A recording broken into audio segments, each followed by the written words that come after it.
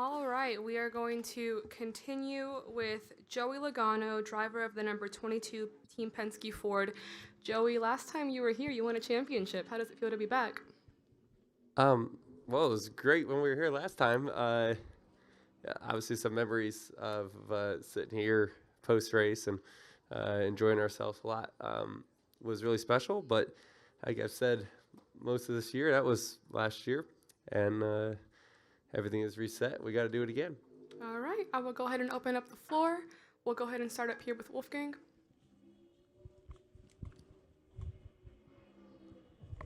Only one. Okay. Hi, Joey, Wolfgang from Germany. Can you let me know concerning the new aero package, advantages and disadvantages? Yeah, I think the ultimate goal with changing aero package is to try to make racing better at the short tracks. And I was here as part of the test. I will say of all the things we tried at the test, this is the best direction. It's something that honestly wasn't even in the cards to try while we were here. They kept cutting spoiler off it, and a few of the drivers were there like, why don't you just take all the Lexan off it? Why don't we just try that? Right, just take more, and because it kept going the right direction as we were doing that. So it's kind of how we ended up in this place now. Are you ever going to be able to fix dirty air? No, it's in every form of motorsports now, no matter what. Right? No matter what you're racing, the race cars depend on air at some level. But the less that is on the car, the less of a difference it is when you get behind another car, right? And so there's no doubt in my mind this is the right direction. Is it the fix? I don't know if I'd call it the fix, but I think it's definitely the right direction to make racing better on the short tracks, and it'll make it a lot more fun for the drivers, and I think more entertaining for the fans because a few things. One, cars are harder to drive, and you're forced to move around the racetrack more, which opens up opportunities to find clean air. Right, that's one part that was a struggle last year is that everyone ran the same lane.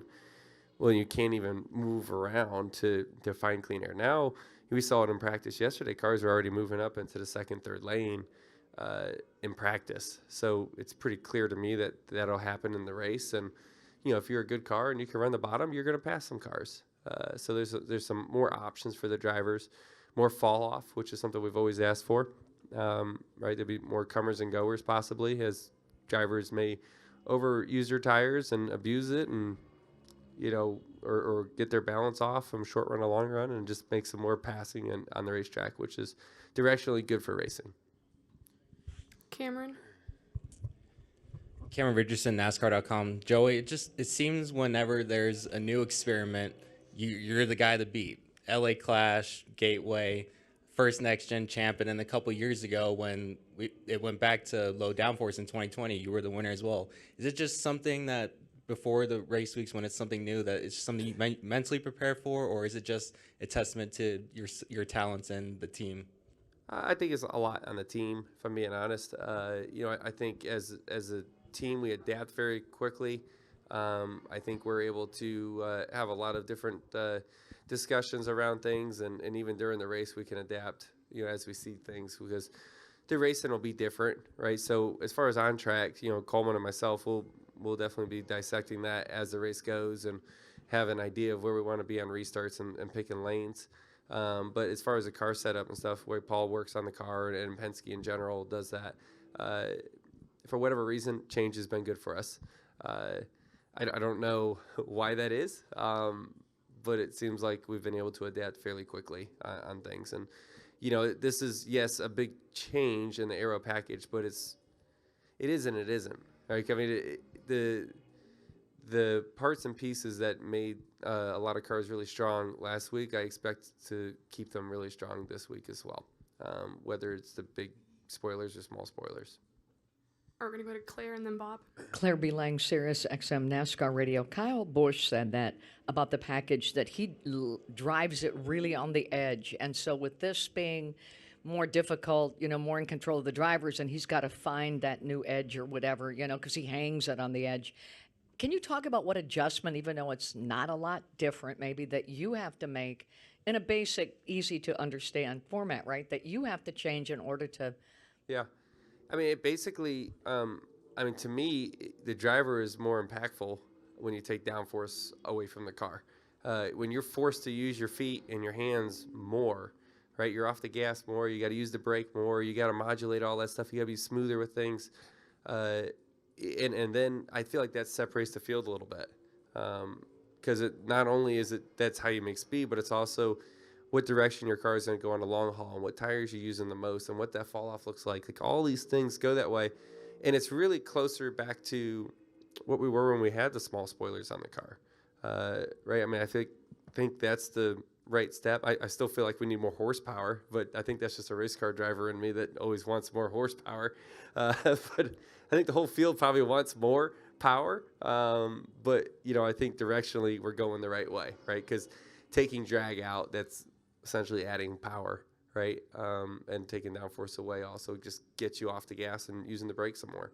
So do you have to adjust then how you drive? Yeah, you have to adjust everything. How you drive, what you look for, what speed's going to be like, what restarts will look like. It completely resets a lot of things, which is fine. It's good. Bob.